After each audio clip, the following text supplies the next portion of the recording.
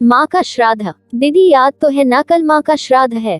हमने बड़ी पूजा रखी है उनके आत्मा की शांति के लिए, इसीलिए आपको सब परिवार के साथ आना ही है। संगीता अपनी नान सीमा को फोन पर कहती है।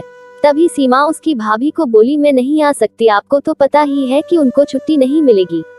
अरे दीदी ऐसे कैसे, माँ के जमाई और बेटी उनके श्राद्ध में नहीं आएंगे तो उनको शांति कैसे मिलेगी, इसीलिए आपको आना ही पड़ेगा, बाकी मुझे कुछ भी नहीं पता।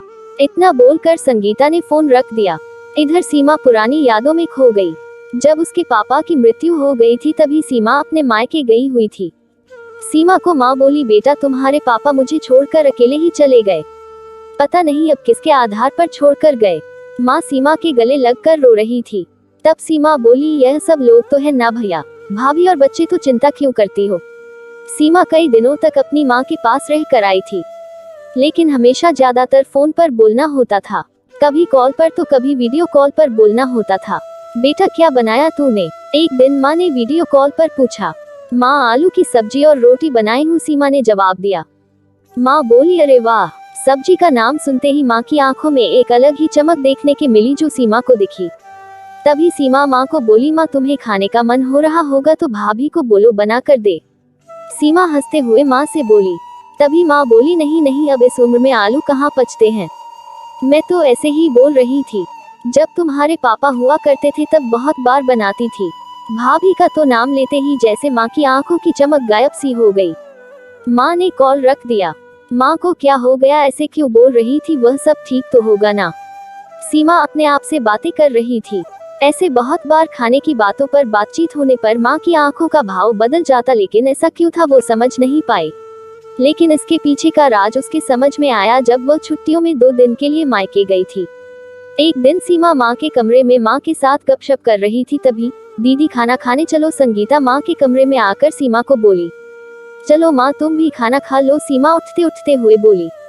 अरे दीदी नहीं नहीं, माँ को क्यों तकलीफ देना, वह यहीं पर ही खाना खा लेगी, आप चलो, संगीता बोली। लेकिन भाभी, लेकिन मैं कुछ नहीं दीदी, आप चलो, माँ के घुटनों में दर्द होता है, इसलिए माँ कमरे में ही खाना खाती है, संगीता स्पष्ट रूप से बोलती है। तो फिर भाभी मेरा भी खाना यहीं पर लाओ, हम दोनों साथ में खाना खाएंगे, ऐसे सीमा अपने भाभी को कहती है। इस पर संगीता कुछ नहीं बोल पाई, लेकिन सीमा को साफ तरीके से समझ में आ गया कि संगीता को यह सब पसंद नहीं आया। वह चुपचाप वहां से निकल गई और थाली में पूरी सब्जी, रायता, अचार लेकर आए और माँ के लिए खिचड़ी। माँ यह क्या है, तुम यह सब नहीं खाने वाली हो क्या, सीमा माँ को बोली। उतने में संगीता बोली, अरे दीदी माँ को यह सब हजम होता ही नहीं, इसलिए मैं उनको खिचड़ी और दाल ही देती हूँ। इतना बोलकर संगीता वहाँ से निकल गई। माँ ने अपनी प्लेट उठाई पर माँ का ध्यान सीमा की प्लेट पर ही था। यह देख सीमा सुन सी पड़ गई। उसने माँ के मुंह में एक पूरी का निवाला डाला, लेकिन माँ ने मना कर दिया।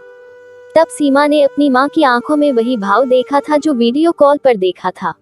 पता नहीं भाभी का डर था या लड़की के निवाले का मोह था। तब भी सीमा ने पूरा खाना माँ को खिलाया और खुद खिचड़ी खाने लगी। 2 दिन सीमा वहीं पर थी और सीमा माँ को उसकी प्लेट का खाना खिलाती और खुद खिचड़ी खाती, ऐसे 2 दिनों तक चला। माँ के बहुत मना करने के बाद भी सीमा मात्र जिद में माँ को खाना खिलाती थी। वह बोली, भैया मैं कुछ दिनों के लिए माँ को अपने घर ले जाती हूँ।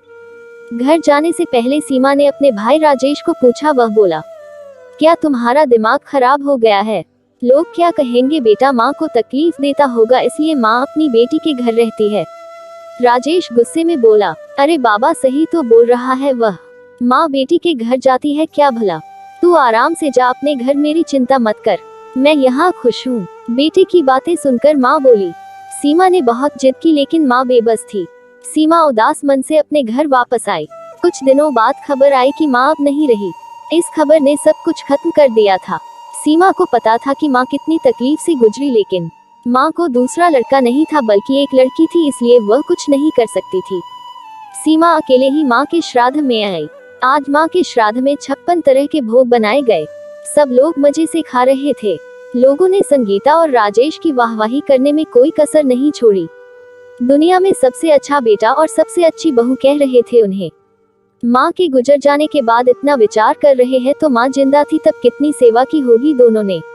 सीमा दुखी होकर माँ की तस्वीर की तरफ देख रही थी।